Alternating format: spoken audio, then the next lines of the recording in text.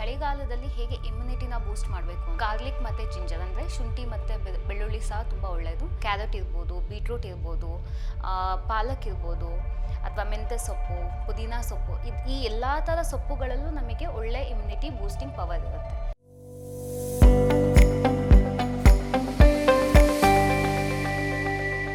ಎಲ್ಲರಿಗೂ ನಮಸ್ಕಾರ. ನಾನು ನಿಮ್ಮ ಡೈಟಿಷಿಯನ್ ಅಶೋಗೌಡ ಮಾತಾಡ್ತಾ ಇರೋದು. ಇವತ್ತು ಈ ಚಳಿಗಾಲದಲ್ಲಿ ಹೇಗೆ ಇಮ್ಯುನಿಟಿನ ಬೂಸ್ಟ್ ಮಾಡಬೇಕು ಅನ್ನೋದನ್ನ ತಿಳ್ಕೊಳ್ಳೋಣ. ಯಾಕೆ ಚಳಿಗಾಲದಲ್ಲೇ ಇಮ್ಯುನಿಟಿ ಬೂಸ್ಟ್ ಮಾಡ್ಕೋಬೇಕು, ಯಾಕೆ ಇದು ವೆರಿ ಇಂಪಾರ್ಟೆಂಟ್ ಅಂದರೆ, ಯಾಕೆ ನಮಗೆ ಗೊತ್ತು, ಸೂರ್ಯನ ಕಿರಣಗಳು ಅಷ್ಟೊಂದು ನಮಗೆ ಶಾರ್ಪ್ ಆಗಿರಲ್ಲ, ಆದಷ್ಟು ನಮಗೆ ಚಳಿ ಇರುತ್ತೆ ಜಾಸ್ತಿ. ಹಾಗಾಗಿ ಈ ಒಂದು ಸೀಸನಲ್ಲಿ ನಮಗೆ ಇನ್ಫೆಕ್ಷನ್ ಆಗೋ ಲೆವೆಲ್ ತುಂಬ ಹೆಚ್ಚಿರುತ್ತೆ. ಹಾಗಾಗಿ ನಾವು ಒಳ್ಳೆಯ ಫುಡ್ಡನ್ನು ತಗೊಂಡಾಗ ನಮಗೆ ಕೋಲ್ಡ್ ಅಥವಾ ಶೀತ ಇರ್ಬೋದು, ಕೆಮ್ಮಿರ್ಬೋದು, ಇದು ಆಗೋ ಅಂಥ ಒಂದು ಕೇಸಸ್ ತುಂಬ ಕಡಿಮೆ ಆಗ್ತಾ ಹೋಗುತ್ತೆ. ಇವಾಗ ಏನು ಮಾಡಬೇಕು ಚಳಿಗಾಲದಲ್ಲಿ? ಆಲ್ರೆಡಿ ನಮಗೆ ಈ ಪ್ರಕೃತಿ ಪ್ರಕಾರ ನಮಗೆ ಏನೇನು ತಿನ್ನಬೇಕು ಅದು ಆಲ್ರೆಡಿ ಆ ಸೀಸನಲ್ಲಿ ಸಿಗುತ್ತೆ. ಇವಾಗ ನೋಡಿ, ಈ ಸೀಸನಲ್ಲಿ ಕಿತ್ತಳೆ ಹಣ್ಣು ತುಂಬ ನಮಗೆ ಸಿಗೋವಂಥ ಒಂದು ಹಣ್ಣು.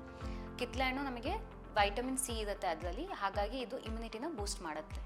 ಪ್ರತಿದಿನ ಅಟ್ಲೀಸ್ಟ್ ವಾರದಲ್ಲಿ 4 ದಿನ ನೀವು ಕಿತ್ತಳೆ ಹಣ್ಣು ತಿನ್ನೋದ್ರಿಂದ ನಿಮಗೆ ಒಂದು ಫ್ರೂಟ್, ಒಂದು ಹಣ್ಣು ತಿನ್ನಂಗೂ ಆಗುತ್ತೆ, ಅದ್ರ ಜೊತೆಗೆ ಇಮ್ಯುನಿಟಿನೂ ಬೂಸ್ಟ್ ಆಗ್ತಾ ಹೋಗುತ್ತೆ. ಇನ್ನೊಂದು ನಲ್ಲಿಕಾಯಿ, ಆಮ್ಲ.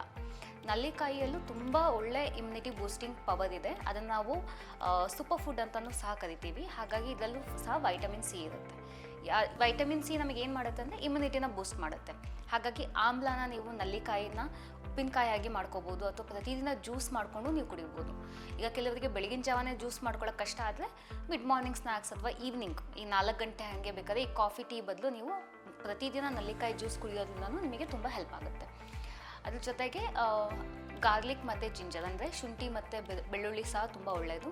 ನೀವೇನೇ ಅಡುಗೆ ಮಾಡುವಾಗಲೂ ಸ್ವಲ್ಪ ಇದನ್ನು ಅದ್ರ ಜೊತೆ ನೀವು ಅಡುಗೆಗೆ ಬಳಸಿದಾಗ ಅದು ಸಹ ನಿಮಗೆ ಇಮ್ಯುನಿಟಿ ಬೂಸ್ಟ್ ಮಾಡ್ತಾ ಹೋಗುತ್ತೆ.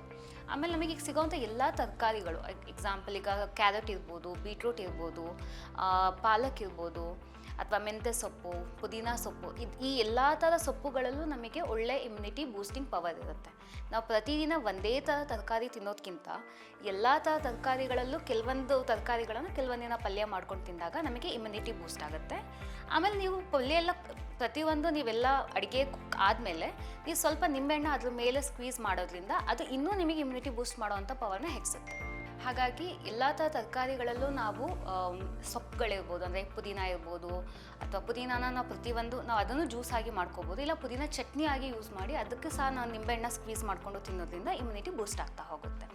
ಇದ್ರ ಜೊತೆಗೆ ತುಂಬ ಇಂಪಾರ್ಟೆಂಟ್ ಅಂದರೆ ನಮಗೆ ನೀರು ಕುಡಿಬೇಕು. ಏಕೆಂದರೆ ಚಳಿಗಾಲ ಅಂತ ಬಂದ ತಕ್ಷಣ ನಮಗೆ ಎಲ್ಲೋ ಒಂದು ಕಡೆ ನಾವು ಅಷ್ಟೊಂದು ನೀರು ಕುಡಿಯೋಲ್ಲ.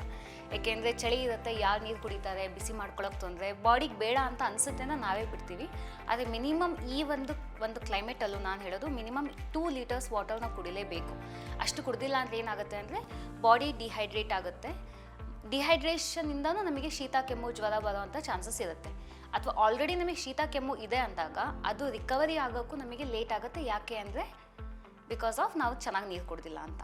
ಆಮೇಲೆ ಈ ಒಂದು ಒಂದು ಚಳಿಗಾಲ ಅಂದ ತಕ್ಷಣ ನಮಗೆಲ್ಲರಿಗೂ ಏನು ಖುಷಿ ಇರುತ್ತೆ ಅಂದರೆ ಬಜ್ಜಿ ಮಾಡ್ಕೋಬೋದು, ಬೋಂಡಾ ಮಾಡ್ಕೋಬೋದು, ಅಥವಾ ಆದಷ್ಟು ಡೀಪ್ ಫ್ರೈಡ್ ಫುಡ್ಸ್ನ ನಾವು ತಿನ್ನಬೇಕು ಅನ್ನೋದು ಎಲ್ಲೋ ಒಂದು ಕಡೆ ನಮಗೆ ಬಾಡಿನೇ ಡಿಮ್ಯಾಂಡ್ ಮಾಡ್ತಾ ಇದೆ ಅನ್ನೋದು ಅನಿಸುತ್ತೆ. ಆದರೆ ಆ್ಯಕ್ಚುಲಿ ನೀವು ಅದೆಲ್ಲ ತಿನ್ನೋದ್ರಿಂದ ಇನ್ನೂ ನಮಗೆ ಕಾಯಿಲೆ ಬರುತ್ತೆ. ಏಕೆಂದರೆ ನೀವು ಕರೆದಿರೋ ಆಹಾರಗಳನ್ನು ತಿನ್ನೋದ್ರಿಂದ ಏನಾಗುತ್ತೆ, ಗಂಟಲು ನೋವು ಬರುತ್ತೆ. ಗಂಟಲು ನೋವು ಬಂದ ತಕ್ಷಣ ನಿಮಗೆ ಏನಾಗುತ್ತೆ ಅಂದರೆ ಶೀತ ಬರ್ಬೋದು, ದೆನ್ ಜ್ವರ ಬರ್ಬೋದು. ಹಾಗಾಗಿ ಇದೆಲ್ಲ ನಿಮಗೇನಾಗುತ್ತೆ ಅಂದರೆ ಸೈಡ್ ಎಫೆಕ್ಟ್ಸ್ ಆಗ್ತಾ ಹೋಗುತ್ತೆ. ಆದಷ್ಟು ಈ ಒಂದು ಸೀಸನಲ್ಲಿ ನೀವು ಕಮ್ಮಿ ಯೂಸ್ ಮಾಡಿ, ತಿನ್ನಲೇಬೇಡಿ ಅಂತ ನಾನು ಹೇಳಲ್ಲ.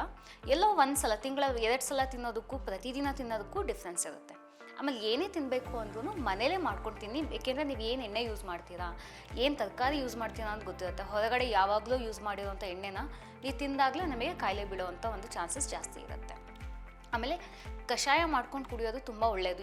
ಈ ಟೈಮಲ್ಲಿ ನಿಮ್ಮ ಮನೇಲಿ ಸಿಗೋವಂಥ ಪದಾರ್ಥಗಳು, ನಿಮಗೇನು ಜಿಂಜರ್ ಅಂದರೆ ಶುಂಠಿ ಇರ್ಬೋದು, ಆಮೇಲೆ ಜೀರಿಗೆ ಇರ್ಬೋದು, ತುಳಸಿ ಇರ್ಬೋದು, ಅದ್ರ ಜೊತೆಗೆ ನೀವು ಮೆಣಸು ಇರ್ಬೋದು, ಅರಿಶಿನ ಇರ್ಬೋದು, ಇದನ್ನೆಲ್ಲ ಹಾಕ್ಕೊಂಡು ಪ್ರತಿದಿನ ಅಟ್ಲೀಸ್ಟ್ ನಿಮಗೇನಾದರೂ ಸ್ವಲ್ಪ ಗಂಟ್ಲು ನೋವು ಕಾಣಿಸ್ಕೊತಾ ಇದೆ ಅಂದ ತಕ್ಷಣ ಈ ಥರಕ್ಕೆ ಮನೇಲೇ ಕಷಾಯ ಮಾಡಿಕೊಂಡು ಒಂದು 50ರಿಂದ 100 ml ತೊಗೊಳೋದ್ರಿಂದ ಪ್ರತಿದಿನ ನಿಮಗೇನಾಗುತ್ತೆ ಅಂದರೆ ನಿಮಗೆ ಆದಷ್ಟು ಕಾಯಿಲೆ ನಾವು ಡಾಕ್ಟರ್ ಹತ್ರ ಹೋಗೋವಂಥ ಅವಶ್ಯಕತೆ ಇರಲ್ಲ. ನಾವು ಮನೆ ಮದ್ದಲ್ಲೇ ಆಯುರ್ವೇದಿಕಲ್ಲೇ ನಾವು ಅದನ್ನೆಲ್ಲ ರೆಡಿ ಮಾಡ್ಕೋಬೋದು.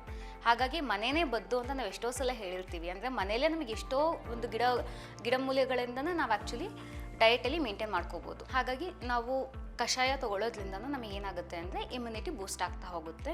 ಆಮೇಲೆ ತುಂಬ ಇಂಪಾರ್ಟೆಂಟ್ ಅಂದರೆ ಏನಂದರೆ, ಈಗ ಕೆಲವೊಂದು ನನ್ನ ಕ್ಲೈಂಟ್ಸಲ್ಲೇ ನಾನು ನೋಡಿದ್ದೀನಿ ಅಥವಾ ನಮ್ಮ ಫ್ಯಾಮಿಲಿಯಲ್ಲೇ ನಾನು ನೋಡಿದ್ದೀನಿ, ದಿನಕ್ಕೆ 4-5 ಸಲ ಕಾಫಿ ಕುಡಿಬೇಕು ಅನಿಸುತ್ತೆ. ಬೆಳಗ್ಗೆ ಎದ್ದ ತಕ್ಷಣ ಕಾಫಿ, ಮಧ್ಯಾಹ್ನ ಕಾಫಿ, ತಿಂಡಿ ಆದಮೇಲೆ ಕಾಫಿ, ಸಂಜೆ ಆದಮೇಲೆ ಕಾಫಿ. ಈ ಕಾಫಿ ಕುಡಿಯೋದು ತಪ್ಪಂತ ಅಲ್ಲ, ದಿನದಲ್ಲಿ 2 ಸಲ ಕಾಫಿ ಕುಡೀರಿ, ಎಲ್ಲರಿಗೂ ಏನೋ ಒಂದು ರಿಫ್ರೆಶ್ಮೆಂಟ್ ಬೇಕು. ಆದರೆ ದಿನದಲ್ಲಿ 4-5 ಸಲ ಕುಡಿಯೋದು ತಪ್ಪು, ಗಂಟೆ ಕುಡಿಯೋದು ತಪ್ಪು. ಯಾಕೆಂದರೆ ತೊಗೊಂಡಾಗ ಏನಾಗುತ್ತೆ, ಕೆಫೈನಿಂದ ಮತ್ತೆ ಬಾಡಿ ಡಿಹೈಡ್ರೇಟ್ ಆಗುತ್ತೆ. ಡಿಹೈಡ್ರೇಟ್ ಆದಾಗ ಏನಾಗುತ್ತೆ, ಮತ್ತೆ ನಮಗೆ ಇನ್ಫೆಕ್ಷನ್ ಆಗೋ ಚಾನ್ಸಸ್ ಬೇಗ ಇರುತ್ತೆ. ಏಕೆಂದರೆ ಬಾಡಿಗೆ ನೀರು ಬೇಕು, ಕಾಫಿ ಬೇಕಾಗಿಲ್ಲ. ಏನೋ ಒಂದು ನಿಮಿಷ ಖುಷಿಗೋಸ್ಕರ ನಾವು 10 ಸಲ ಕಾಫಿ ಕುಡಿಯೋದ್ರಿಂದ ಏನಾಗುತ್ತೆ ಅಂದರೆ ಬಾಡಿಗೆ ತುಂಬ ಟಯರ್ಡ್ ಆಗುತ್ತೆ. ಆಮೇಲೆ ಮತ್ತೆ ನಮಗೆ ಕಾಯಿಲೆ ಬೀಳೋ ಚಾನ್ಸಸ್ ಜಾಸ್ತಿ ಇರುತ್ತೆ. ಅಥವಾ ಸ್ಕಿನ್ ಡ್ರೈ ಆಗುತ್ತೆ, ಅದರಿಂದ ನಮಗೆ ಮತ್ತೆ ಕೆಲವೊಂದು ತುಂಬ ಸೈಡ್ ಎಫೆಕ್ಟ್ಸ್ ಆಗ್ತಾ ಹೋಗುತ್ತೆ. ಹಾಗಾಗಿ ನಾನು ಹೇಳೋದೇನೆಂದರೆ, ಎಲ್ಲ ನಿಮಗೆ ಏನೇನು ಸೀಸನಲ್ಲಿ ತರಕಾರಿಗಳು ಸಿಗುತ್ತೆ, ಹಣ್ಣುಗಳು ಸಿಗುತ್ತೆ, ಪ್ರತಿಯೊಂದನ್ನು ದಿನನಿತ್ಯ ಇನ್ಕ್ಲೂಡ್ ಮಾಡ್ಕೊಳ್ಳಿ. ಈ ವೈಟಮಿನ್ ಸಿ ಅಂಶ ಇರೋವಂಥ ಹಣ್ಣುಗಳನ್ನು ತಿನ್ನಿ. ಅಂದರೆ ಹುಳಿ ಇರುತ್ತೆ ಅಲ್ವಾ, ಮೂಸಂಬೆ ಇರ್ಬೋದು, ಕಿತ್ಳೆಹಣ್ಣು ಇರ್ಬೋದು, ಆಮ್ಲ ಅಂದರೆ ನಲ್ಲಿಕಾಯಿ ಇರ್ಬೋದು, ಇಂಥ ಹಣ್ಣುಗಳನ್ನು ನೀವು ಪ್ರತಿದಿನ ಇನ್ಕ್ಲೂಡ್ ಮಾಡ್ಕೊಳ್ಳಿ. ಶುಂಠಿ ಬೆಳ್ಳುಳ್ಳಿನೂ ಸಹ ಇನ್ಕ್ಲೂಡ್ ಮಾಡ್ಕೊಳ್ಳಿ, ಅರಿಶಿನ ಇನ್ಕ್ಲೂಡ್ ಮಾಡ್ಕೊಳ್ಳಿ, ತುಳಸಿ ಇನ್ಕ್ಲೂಡ್ ಮಾಡ್ಕೊಳ್ಳಿ. ಇದನ್ನೆಲ್ಲ ಪ್ರತಿದಿನ ನೀವು ಅದನ್ನೆಲ್ಲ ಮಿತಿಯಾಗೂ ತಿನ್ನಬಾರ್ದು. ತುಂಬ ಜಾಸ್ತಿ ತಿಂದರೆ ಯಾವುದೇ ವಿಷ ಆಗುತ್ತೆ. ಈಗ ಅರಿಶಿನ ಒಳ್ಳೆಯದು ಅಂತ ತುಂಬ ತಿಂದರೆ ಬಾಡಿಗೆ ಏನಾಗುತ್ತೆ, ಹೀಟ್ ಆಗುತ್ತೆ, ಉಷ್ಣಾಂಶ ಜಾಸ್ತಿ ಆಗುತ್ತೆ. ಎಲ್ಲದನ್ನು ಲಿಮಿಟಲ್ಲಿ ತಿನ್ನೋದ್ರಿಂದ ನಿಮಗೆ ಏನಾಗುತ್ತೆ ಅಂದರೆ ಇಮ್ಯುನಿಟಿನೂ ಬೂಸ್ಟ್ ಆಗುತ್ತೆ, ಕಾಯಿಲೆ ಬೀಳೋದು ನಮಗೆ ಕಮ್ಮಿ ಆಗ್ತಾ ಹೋಗುತ್ತೆ. ಏಕೆಂದರೆ ಕ್ಲೈಮೇಟ್ ಚೇಂಜ್ ಆದ ತಕ್ಷಣ ಎಷ್ಟೋ ಜನಕ್ಕೆ ಜ್ವರ ಶೀತ ಕಮ್ಮಿ ಬರುತ್ತೆ. ಯಾಕೆಂದರೆ ನಿಮ್ಮ ದೇಹನ ನೀವು ಮುಂಚೆನೂ ಚೆನ್ನಾಗಿ ಇಟ್ಕೊಂಡಿಲ್ಲ. ಕೆಲವ್ರು ನೋಡಿ, ಎಷ್ಟೇ ಯಾವುದೇ ಕ್ಲೈಮೇಟ್ ಚೇಂಜ್ ಆದ್ರೂ ಅದಕ್ಕೇನೂ ಆಗಲ್ಲ, ಏಕೆಂದರೆ ಅವ್ರ ಆರೋಗ್ಯದಲ್ಲಿ ಇಮ್ಯುನಿಟಿ ಪವರ್ ಜಾಸ್ತಿ ಇರುತ್ತೆ. ಹಾಗಾಗಿ ಬರೀ ಚಳಿಗಾಲದಲ್ಲಿ ಇಮ್ಯುನಿಟಿ ಪವರ್ ಜಾಸ್ತಿ ಮಾಡ್ಕೊಳ್ಳೋದಕ್ಕಿಂತ ಪ್ರತಿನಿತ್ಯನೂ ನೀವು ಅದನ್ನು ಚೆನ್ನಾಗಿ ಮೇಂಟೈನ್ ಮಾಡ್ಕೊಳ್ತಾ ಬಂದರೆ ಈ ಕಾಲದಲ್ಲಿ ನಮಗೆ ಕಾಯಿಲೆ ಬೀಳೋ ಚಾನ್ಸಸ್ ತುಂಬ ಕಡಿಮೆ ಇರುತ್ತೆ. ಲೇಟೆಸ್ಟ್ ಹಾಗೂ ಇಂಟ್ರೆಸ್ಟಿಂಗ್ ಸುದ್ದಿಗಳಿಗಾಗಿ ಬಾಸ್ ಟಿವಿ ಕನ್ನಡ ಚಾನೆಲ್ನ ಸಬ್ಸ್ಕ್ರೈಬ್ ಮಾಡಿ. ಹಾಗೆಯೇ ಬೆಲ್ ಐಕಾನ್ ಪ್ರೆಸ್ ಮಾಡಿ. ಇದರ ಜೊತೆಗೆ ಫೇಸ್ಬುಕ್, ಇನ್ಸ್ಟಾಗ್ರಾಮ್, ಎಕ್ಸ್ನಲ್ಲೂ ಮಿಸ್ ಮಾಡದೆ ಫಾಲೋ ಮಾಡಿ.